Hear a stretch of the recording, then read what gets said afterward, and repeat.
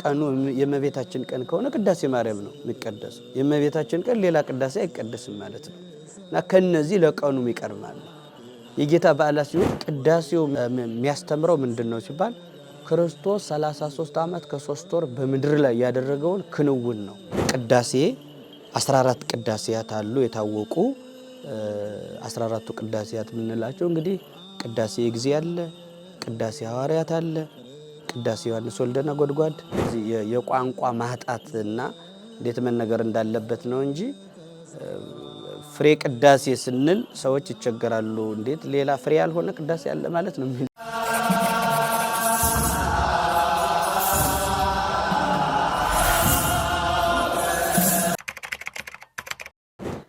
በስመ አብ ወወልድ ወመንፈስ ቅዱስ አሐዱ አምላክ አሜን። ጤና ይስጥልን ውድ ተመልካቾቻችን እንደምን አላችሁ? ዛሬ በልዩ መርሃ ግብር ከእናንተ ጋር ቀርበናል። ይህ በኢትዮጵያ ኦርቶዶክስ ተዋሕዶ ቤተክርስቲያን በባህር ዳር ሀገረ ስብከት የፈለገ ገነት ቅዱስ ጊዮርጊስ ካቴድራል ፈለገ ገነት ሚዲያ ነው። ዛሬ እንግዲህ አብይ ጾምን አስመልክቶ በልዩ ተከታታይ መርሃ ግብር ነው እየመጣ ነው። ስርዓተ ቅዳሴ የሚል ርዕሶችን ከየኔታ መጋቢ አዲስ ወብሉይ የኔታ ቃለ ጽድቅ እናየው ጋር በደንብ እንነጋገራለን። የእናንተን ጥያቄዎችን እኛም ማወቅ አለባችሁ ብለን የምናስባቸውን ጥያቄዎች እያነሳን እንቀጥላለን ማለት ነው። መምህር እንኳን ደህና መጡልን። እሺ፣ በስርዓተ ቅዳሴ ዙሪያ አንዳንድ ከምእመናን የሰበሰብናቸውን ጥያቄዎች እንዲሁም ምእመናን ሊያውቁ ይገባል ብለን የምናስባቸውን ጥያቄዎች በተለያየ ክፍል እናነሳለን ማለት ነው። ዛሬ የክፍል 1 መርሃ ግብራችንን እንጀምራለን። እንግዲህ ወደ መጀመሪያው ጥያቄ ሳልፍ ስርዓተ ቅዳሴ ምን ማለት ነው?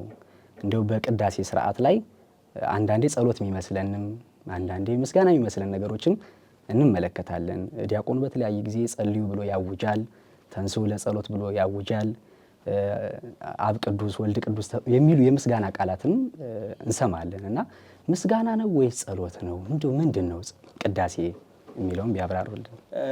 እንግዲህ ቅዳሴው ታላቅ የሆነ ጸሎት ነው። ጸሎትም ስለሆነ ነው በቅዳሴው መካከል ሌላ የግል ጸሎት ማያስፈልገው ትልቅ ጸሎት ነው እና እንዳልኩት ህዝቡ እያረፈደ ስለሚመጣ አገልግሎታችን ለህዝቡ ነው። ወንጌል ሲነበብ ህዝቡ ማይደርስ በጣም ወንጌል ሲነበብ አሁን ብዙ ህዝብ አይደርስም። እግዚኦታ አካባቢ ነው የሚመጣው። ታምረ ማርያም እኮ ድሮ የሚነበብ የነበረው ከኪዳን በፊት ነበር የሚነበበው እንጂ አሁን እንዳሁኑ እንደምናየው እዚህ ላይ ወጦ ከቅዳሴ በኋላ ወጦ ምንም ነገር የለም። ቅዳሴ እንዳለቀ እትው በሰላም ተውሎ መሄድ። ወንጌልም ምንማር የነበረው ጻኦ ንዑሰ ክርስቲያን ከመባሉ በፊት ወንጌሉ እንደተነበበ በቅዳሴው መካከል ወንጌሉ እንደተነበበ የተነበበው ወንጌል ተተንትኖ ለህዝቡ መብራሪያ ሰጥቶ በቅዳሴው መካከል ወንጌሉ ይሰጣል፣ ይማራል። ታምረ ማርያሙ ደግሞ ከኪዳን በፊት ይነበባል። ዛሬ እንደዛ እናድርግ። እነዚህ ወንጌሉ የሚነበበው ለህዝቡ ነው፣ ታምሩ የሚነበበው ለህዝቡ ነው። በዚህ ሰዓት ህዝቡ ካልደረሰስ ወደዛ ማደግ ካልቻለ የግድ ተወርዳለህ ወደ ህዝቡ። በዛ ልክ ሆነና እንደዛ አደረግ ነው እንጂ ትልቅም ማሰሪያም የሆነ ጸሎት ስለሆነ ነው እሱን የምናደርገውና ቅዳሴ ማለት ጸሎት ነው፣ ያውም ትልቅ ጸሎት ነው። ምስጋናም አለበት። በዚያ በጣም ትልቅ በሆነው በቃል ኪዳኑ ታቦት ፊት ከስጋው ደሙ ለመካፈል በዚያ ስርዓት በዚህ አጋጣሚ እኛም ተገንተን ለዚህ ክብር በመብቃታችን ምስጋናም ያለበት ነው። በመካከልም እያንዳንዱ ቀደምን በመግቢያው ያነሳቸው ነገሮች ቃሉ በራሱ ሲነገር ምስጋና ያለበት እንደሆነ ይጣራን። በጸሎት መካከል በርግጥ የትኛውም ጸሎት እንኳን የቅዳሴው ጸሎት ይቅርና የትኛውም ጸሎት ምስጋና አለበት። የትኛውም ጸሎት ምስጋና አለበት። በዚያ መካከል ተገንተን አሁን እንኳን ስላላደረክልኝ አመሰግናለሁ የሚልም ጸሎት እኮ አለ። ስለተደረገልን ነገር እዚያ ላይ ለመቆም ስለበቃን በእውነት በቅዱሳን ህብረት ውስጥ አንድ ስለሆን ከዚህ የተነሳ እነዚህ ነገሮች አሉበት። ስለዚህ ስርዓት ነው ማለት ጸሎት ነው ወይንስ ምስጋና ነው ለሚለው ጸሎትም ምስጋናም ነው። ያክብርልን። ያው ጠበቅ ያሉ ጉዳዮች እንዳሉበት ግጋቱም ስርዓቱም የጸና እንደሆነ አሳይተናል። ግሱም ቀደሰ ነው ጠበቅ ተብሎ ቀደሰ ነው ጠበቅ ያለ ነው። ትክክል። እንደው ይህ ስርዓተ ቅዳሴ እንደው መቼ ተጀምሮ ይሆን? የጅማሩ ዓላማውስ ምንድነው ምክንያቱ? መልካም እንግዲህ ቅዳሴ ማለት ምስጋና፣ መባ፣ ስጦታ የሚል ነገር ነው የሚኖረው። ቀጥታ ፍቺ ስንወስድለት ማለት ነው ዓለመ መላእክት ጀምሮ ከፍጥረተ ዓለም ጀምሮ ቅዱሳን መላእክት እግዚአብሔር ሁሉን ሰውና መላእክት ለአንክሮ ለተዘክሮ ሌላውን ፍጥረት ሲፈጥር ለምግበ ስጋ ለምግበ ነፍስ ለአንክሮ ለተዘክሮ ሲፈጥር ሌላውን ፍጥረት ሰውና መላእክትን ስሙን ለመቀደስ ክብሩን ለመውረስ ፈጠረ ነው የሚለንና ክብሩን ለመውረስ ስሙን ለመቀደስ የተፈጠረው ሕዝብ ቅዱሳን መላእክት ገና ከዕለተ እሁድ ጀምረው ሲያመሰግኑት እንመለከታለን። ነገር ግን ነገር እንዳናበዛና እንዶ ጠቅለል አድርገን እንዶ አጭር ስናደርገው ግን ስርዓተ ቅዳሴውን እዛ አንስተን ለማሳየት ነው ያ ለምን ተረሳ የሚል ነገር እንዳይኑ ከዛም ጀምሮ ማምጣት ይቻላል ለማለት ነው። ስርዓተ ቅዳሴው እንግዲህ የጀመረውም ራሱ ባለቤቱ ኢየሱስ ክርስቶስ ነው። መነሻችንም መጽሐፍ ቅዱስ ነው። ቅድም እንዳልነው የሥርዓቱ መነሻ መጽሐፍ ቅዱስ እንደሆነ ይህንን የምናስበው መድኃኒታችን ኢየሱስ ክርስቶስ በማቴዎስ ወንጌል ምዕራፍ 26 ቁጥር 26 ላይ በጸሎተ ሐሙስ ያደረገው ስርዓት ነው። የጀመረው በዚያ ነው፣ በማቴዎስ ወንጌል ላይ ነው። ራሱ መድኃኒታችን ኢየሱስ ክርስቶስ ዓርብ መስዋዕት ሆኖ ሊቀርብ ዓርብ ሊሰዋ ደቀ መዛሙርቱን ሐዋርያቱን ሰብስቦ ይህ ስጋዬ ነው፣ ይህ ደም ነግ በመልተ መስቀል የሚፈተት ስጋዬ ነው፣ የሚፈስ ደሜ ነው፣ እንካችሁ ብሉ እንካችሁ ጠጡ ብሎ አክብሮ እንደሰጣቸው አክብሮ እንደተቀበሉት ብለን በስርዓታችን ምን ተነትነው የአዲስ ኪዳኑ እንትን የተጠነሰሰበት የተጀመረበት ራሱ ባለቤቱ መድኃኒታችን ኢየሱስ ክርስቶስ የጀመረው በዕለተ ሐሙስ ነው። ከዛኛው ራቅ አድርገን ካየነው ግን ከዓለመ መላእክት ጀምረን ማምጣት እንችላለን። ከዛም በኋላ እንግዲህ ለሐዋርያት ምን ብሏቸዋል? እዛው ላይ ስርዓቱን አሳይቷቸዋል። አንትሙኒ ከመዝ ግበሩ እስመ አርአያየ ወሀብኩክሙ ምልክት ትቸላቸዋል አርአያዬን ትቸላቸዋለሁ ነው የሚላቸው፣ ያሳያቸዋል። ከዛ በኋላ እንደዚህ አንትሙኒ ከመዝ ግበሩ እንዲህ አድርጉ ነው የሚላቸው ከዛው ላይ። ከዛ በኋላ ደግሞ እንግዲህ በኋላ ፊልጵስዩስ ቤተክርስቲያን ላይ እንደሚታወቀው የመጀመሪያውን ቤተክርስቲያን በእናቱ ስም ሲመሰርት በመሰረታት ቤተክርስቲያን ላይ ክርስቶስ ቀድሶ እንዳቆረበ ራሱ እናቱን መንበር አድርጎ በቀደሰበትም ስርዓት ይነገራል ማለት ነው። ከዛ በኋላ ያንን አብነት አድርገው እንግዲህ ሐዋርያት በየጊዜው ቤተክርስቲያን ከመሰራቱም በፊት ያኔም ክርስቶስ አላዛር እያለ ምንጠራው ስምዖን ብለን እንጠራዋለን፣ በተለያየ ስም እንጠራለን። በዛ ቤት እንዳደረገው ሁሉ ቤተክርስቲያን እስከምትሰራ ድረስ በደጋግ ሰዎች ቤት የቅዳሴውን ስርዓት ስጋው ደሙን እየሰጡ የመጡበት አጋጣሚ ያለ። ከዛ በኋላ ግን ያው ቤተክርስቲያን ከተሰራች በኋላ እንዲህ አድርጉ ብሎ ጀምሮ መስርቶ ሰጥቷቸዋልና ያንን መንገድ ተቀብለው አባቶቻችን ሐዋርያት በዚያ ልክ ስርዓቱን እያስፈጸሙት መጣዋል ብለን መነሻውን ከዛ ጋር እናደርጋለን ማለት ነው። በጣም ጥሩ። ያው እንግዲህ ከስርዓተ ቅዳሴ ጅማራው በኋላ እያደገ ነው የሚመጣው። በርካታ ዜማዎችን አብይም ንዑስ ዜማም እያዘለ በርካታ ንባባትንም እያዘ ነው የመጣውና እንደው ይሄ ቅዳሴ ስንት አይነት አለው? በቅዳሴ ስንሳተፍ አኮቴተ ቁርባን ዘቅዱስ አባ እንደዚህ እየተባለ እየተጠቀሰ በርከት ያሉ እንትኖችን እንሰማለንና ስንት አይነት ነው ቅዳሴ? ክፍሎቹስ ምን ያህል ናቸው? መሰረታዊ ይዘታቸውስ በእነዚህ የቅዳሴ ክፍል ላይ የሚተላለፈው መልእክትስ እንዲሁ ምን ይመስላል? ይኔታ እንግዲህ የቅዳሴ አይነቶች ያው እንደምታወቀው 14 ቅዳሴያት አሉ። 14 ቅዳሴያት አሉ። አሁንም ጥያቄው ከስንት ክፍልስ አለው የሚለው ሁሉ አብሮ ስለተነሳ አብረን እናብራራዋለን። ቅዳሴ 14 ቅዳሴያት አሉ የታወቁ 14ቱ ቅዳሴያት የምንላቸው እንግዲህ ቅዳሴ እግዚእ አለ፣ ቅዳሴ ሐዋርያት አለ፣ ቅዳሴ ዮሐንስ ወልደ ነጎድጓድ፣ ቅዳሴ ዮሐንስ አፈወርቅ፣ ቅዳሴ ባስልዮስ፣ ቅዳሴ አትናቴዎስ እያልን የምንጠራቸው፣ ቅዳሴ ጎርጎርዮስ ካል እያልን የምንጠራቸው፣ ቅዳሴ ማርያም እንዲህ እያልን እነዚያን የምናነሳሳቸውን ስንዘረዝራቸው 14 ይደርሳሉ። 14ቱ ቅዳሴያት እንደ ምስጢሩ እለቱ ተመርጦ ግጻዊው ታይቶ ለምስጢሩ የሚቀርብ የትኛው ነው ተብሎ ለምሳሌ አሁን ብናነሳ ከነዚህ መካከል ቀኑ የእመቤታችን ቀን ከሆነ ቅዳሴ ማርያም ነው የሚቀደሰው። የእመቤታችን ቀን ሌላ ቅዳሴ አይቀደስም ማለት ነው እና ከነዚህ ለቀኑ የሚቀርብ ማለት ነው። የጌታ በዓላት ሲሆኑ የጌታ ቅዳሴ ነው። የሐዋርያት በዓላት ሲሆኑ የሐዋርያት ቅዳሴ ነው። ዮሐንስ አፈወርቅ፣ ቄርሎስ፣ ባስልዮስ፣ አትናቴዎስ እነሱ እነ ጎርጎሪዮስ እነሱ ሲሆኑ ደግሞ በዓላቸው ታይቶ ቀኑ ታይቶ ደግሞ የነሱን አድርጎ ይቀደሳል። ስለዚህ 14ቱ የታወቁ የተቀመጡ ቅዳሴያት አሉ ማለት ነው። እና በፍልሰታውም በምን እመቤታችን ሲቀደስ እናያለን። በዓላቱን ምስጢሩን አይቶ የሚቀደሱ 14 ቅዳሴያት አሉ። እንዲያው ጥቅል ግን ስንት ክፍሎች አሉ? ይሄ ከሆነ ስንት ክፍሎች አሉ? እነዚህ መቼ ነው የሚቀደሱት የሚባለው በደንብ ብሩህ እንዲሆንልን ለማየት ምንድነው የሚሆነው? እንግዲህ የቅዳሴ ክፍሎች ያው አንዳንዶቹ 2 ክፍል አድርገው ጠቅላላ አድርገው በማየት ማለት ነው 2 ክፍል ይሏቸዋል። አንዳንዶቹ 3 ክፍል ያደርጉታል። 3 ክፍል እና 2 ክፍል የሚያደርጉት ከግብአተ መንጦላይት በፊት ያለውን አንድ ያደርጉትና የዝግጅት ጊዜ ብለው ከ3 የሚከፈልበትን ልናገር። መጀመሪያ ከ3 እና ከ2 የሚከፍሉ ስላሉ የሆነ ውዝግብ ያለ ሐሳብ ሲመጣ ሌላ ጥያቄ እንዳይሆን ጥያቄያቸውን እንፈታለን ብለን ጥያቄ እንዳንፈጥር ነው ይማነሳው።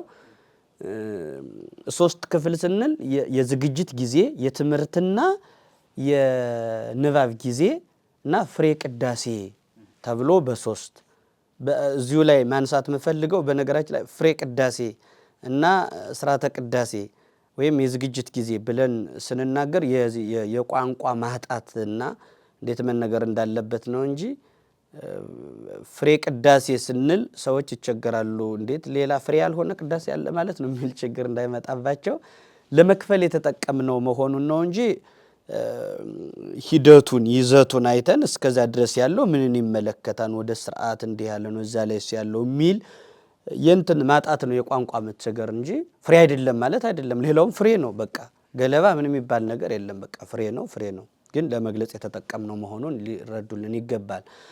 ስለዚህ የዝግጅት ጊዜ ስንከፍለው የዝግጅት ጊዜ፣ የትምህርትና የንባብ ጊዜ እንዲሁም ፍሬ ቅዳሴ ብለን በ3 እንከፍላለን ማለት ነው። የዝግጅት ጊዜ የሚባለው የትኛው ነው ካልን እንግዲህ ያው እንደሚታወቀው ከቤተልሔም ነው ሁሉም ነገር የሚጀምረው።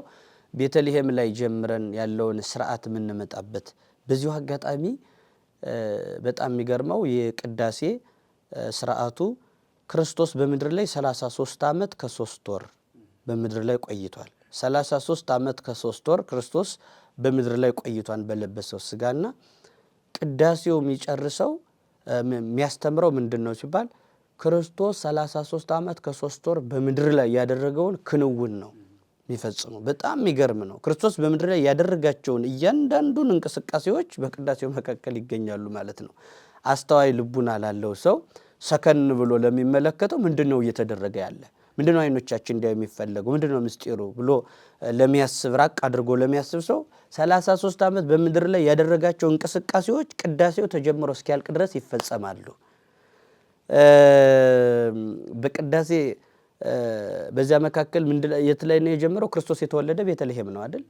ቅዳሴው የሚጀምረው ከቤተልሔም ነው። ከዛ ጀምሮ የዝግጅት ጊዜ የሚባለው እስከ ግብአተ መንጦላይት ወይንም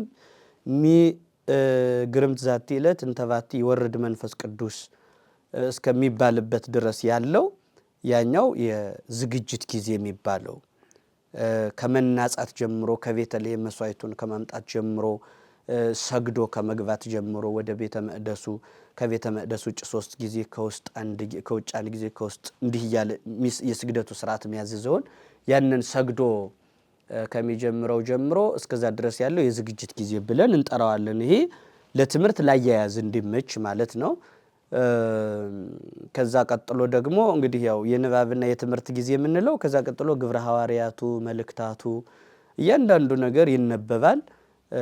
ምስባኩ አለ፣ ዳዊት መዝሙር ያው ከብሉይም ከአዲሱም የተቀላቀለ ነው። ያ ነገር ይመጣና ይነበባል። ያ ሁሉ እያንዳንዱ ምንባብ የሚፈጸምበት ያ ንባብ ሲነበብ ወደ ንባብ ያደላን፣ ወደ ትምህርት ያደላን። ትምህርትም ስለሆነ ነው አሁን በቅዳሴ ጊዜ ጻው የምንለው ከዚህ አሁን መልእክታት እንዲሰሙ ይፈልጋል። ምስባኩን ይሰማሉ። ወደ ዋናው ምስጢር የሚባለው እንግዲህ ለቅዱስ ስጋው ለቅዱስ ምስጢር ስላልበቁ ከዛ በኋላ ግን ጻው ይባላሉ። እስከዚያ ግን የትምህርት ጊዜ ስለሆነ ነው ቅኔ ማህሌቱ አካባቢ ቆመው እንዲቆዩ የሚፈልግላቸው ንዑሰ ክርስቲያን የሚባሉት። ስለዚህ ያ የትምህርት ጊዜ ብለን የያዝነው ወንጌል እስከሚነበብበት ሰዓት ጻኦንዑሰ ክርስቲያን ተብሎ በአዋጅ እስከሚወጡበት ሰዓት ያለው የንባብና የትምህርት የዝግጅት ጊዜ ያልነው ያኛው ነው። ይሄ የትምህርትና የንባብ ጊዜ እንለዋለን። ከዛ በኋላ ግን ጻኦ ከተባለ በኋላ ያለው እንግዲህ ከ14ቱ ቅዳሴ አሁን ወደ መጀመሪያው ወደ ቅድሙ ጥያቄ መጣን። እስካሁን ድረስ ሁል ጊዜ እስከዚህ ድረስ ሁል ጊዜም ተመሳሳይ ነው የሚሆነው። ተመሳሳይ ቀለም ተመሳሳይ ሐሳብ ይኖረዋል። ምናልባት እያጠራ ነው ስንሄድ ቢያንስ ትዝ የሚለኝን እንኳን ስናገር አሁን ቅዳሴው ሲገባ ጀምሮ ምን ይላል ሲመጣ አንዳንድ ቀን መስቀል አብርሃ እምነበሃ ኩሉ ዘገብራ የሚባሉ ቀለሞች አሉ። እነዚህም እንለያዩበት መንገድ አለ። እንደሚታወቀው እነዚህም በጣም ትምህርት ስለሆኑ እንደ እግረ መንገዱን ላንሳ ብዬ ነው። አሁን እምነበሃ ቅድስት ቤተ ክርስቲያን እምነበሃ እያልን እንጠራታለን። እነዚህ ቀለሞች የሚባሉት እምነበሃ የምንለው ራሱ ቀኑ የተመረጠ ቀን ነው። ሰኞ፣ ማክሰኞ፣ ሐሙስ በእነዚህ በሶስቱ ቀናት ማንኛውም አስቀዳሽ ቁሞ የሚያስቀድስ ማስተዋል ይገባዋል። ዛሬ ማነው ቀኑ ምንድነው እየተባለ ያለ ማለትም አለበት። የቆመ ሰው ሌላ ዓለማዊ ሐሳብ ውስጥ መሄድ የለበትም። ይህን እንዲያስብ ነው የሚፈለገው። ለምንድነው ዛሬ እንዲህ የተባለ? በሌላ ቀን ስለምንድነው የሚቀየረው? ይህ ይቀየራል። ቀኑ ሲቀየር ሰኞ፣ ማክሰኞ፣ ሐሙስ እምነበሃ ቅድስት ቤተ ክርስቲያን እናታችን ቤተ ክርስቲያን ሆይ አምሃን ሰጣ ልጅ እንዴት አደርሽ እንላለን። ስለዚህ እሱ ይባላል ማለት ነው። ረቡዕ፣ ዓርብና ቅዳሜ ደግሞ መስቀል አብርሃ በከዋክብት አሰርገወ ሰማይ እያልን እንጠራለን ማለት ነው። ለምንድን ነው በእነዚህ ቀናትስ እንደዚህ የሚባለው ስንል መስቀልን የሚነካ ረቡዕ የጌታ ምክረ ሞቱ እንዲሞት ረቡዕ ተመክሯል። ምክር ነበረ። ያው ምክረ ሞቱም እንዲሰቀል የተፈጸመ ያኔ ነው። ስለዚህ የተመከረበት ይሰቀል ዘንድ ቁርጥ ሐሳብ የተወሰነበት ቀን ስለሆነ ነው። ዓርብም ደግሞ የተሰቀለበት ቀን ነው። ቅዳሜም ስኩብ በመቃብር ሆኖ የዋለበት ቀን ነው። ከመከራው ከዛው ገብቶ የሚቆጠር ስለሆነ ነውና እሁድ ደግሞ ኩሉ ዘገብራ ለጽድቅ ጻድቁ እቱ ወዘያከብር ሰንበተ እያለ ነው የሚለው። ሰንበትን ይነካል። ስለዚህ እነዚህ ነገሮች ይለያያሉ። በየቀናቱ ተጠብቀው ነው የሚሆኑት።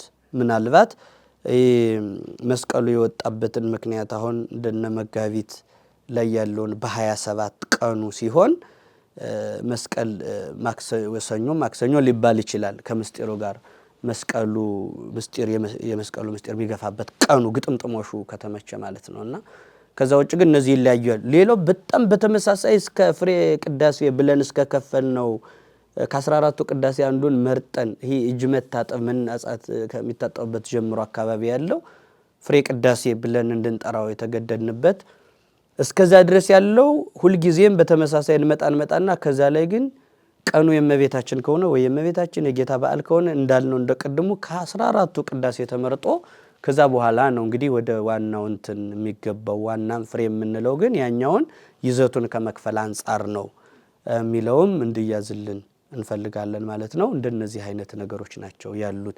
ምናልባት ግን ቅድም ሁለት ክፍል ያደርጉታን ስነ እንደው የዝግጅት የንባብ የትምህርት የሚለውን አንድ ያደርጉትና ፍሬ ቅዳሴ የሚለውን በሁለት ከፍለው ይናገራሉ። ትምህርቱ ተመሳሳይ ነው በይዘቱ እንጂ ሁሉም ቅዳሴ ፍሬ ቅዳሴ ነው። ምክንያቱም አሐዱ አብ ቅዱስ፣ አሐዱ ወልድ ቅዱስ፣ አሐዱ ውእቱ መንፈስ ቅዱስ ብለን ተናግረን ፍሬ አይደለም አንልማ።